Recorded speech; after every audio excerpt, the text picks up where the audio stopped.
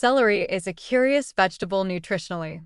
It's very low in calories, provides fiber, vitamins A, C, and K, folate, and potassium, and has high water content, making it hydrating. It's often recommended for weight loss because of its low caloric density. However, celery's structure and growing conditions make it particularly effective at absorbing and retaining pesticides, leading to its consistent ranking among the most contaminated vegetables. The fundamental problem is that celery grows directly in soil with no protective barrier. Unlike fruits with peels or pods that shield the edible portion, celery stalks are fully exposed from ground level up. The porous structure acts like a straw, pulling up whatever's in the soil and water. Those string-like vascular tissues that you notice when you bite celery are literally transport systems moving water, nutrients, and unfortunately contaminants throughout the plant. Celery faces pest pressure from aphids, leaf miners, and various fungal diseases, leading to multiple pesticide applications across the growing season. The high water content of celery seems to concentrate chemicals effectively.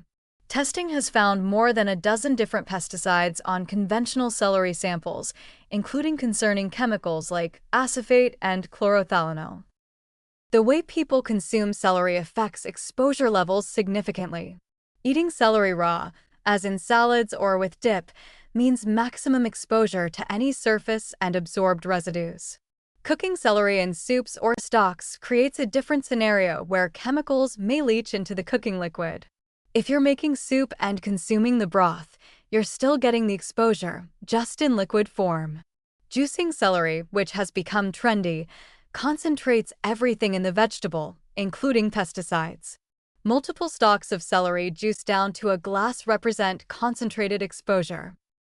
From a practical harm reduction standpoint, washing celery thoroughly can remove some surface residues, but won't affect absorbed systemic pesticides. Some people advocate for soaking celery in water with baking soda or vinegar, which may help with surface contamination, but isn't a complete solution.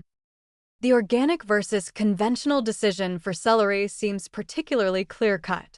Celery is not an expensive vegetable typically, so the organic premium, while present, doesn't represent as significant a budget impact as it might for more costly produce.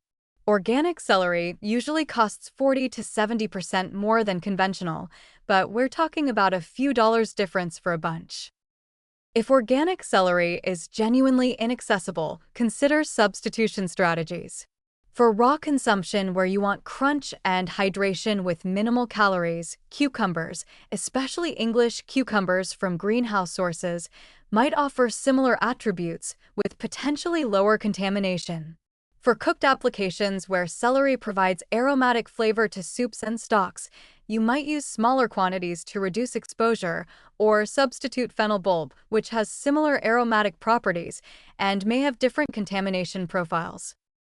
For celery juice enthusiasts, this is a particularly important consideration. The practice of drinking 16 ounces of celery juice daily, as some wellness advocates recommend, means consuming concentrated pesticide residues from a substantial amount of celery if using conventional produce. For anyone following celery juice protocols, organic celery is essentially non-negotiable from a safety perspective. The bottom line is that celery's structural characteristics make it especially problematic in conventional production. The nutrients it provides aren't unique. You can get similar vitamins and minerals from other vegetables. If you enjoy celery and consume it regularly, particularly raw or juiced, the organic investment is justified. If it's an occasional ingredient in cooked dishes, you can reduce portions or substitute alternatives to minimize exposure.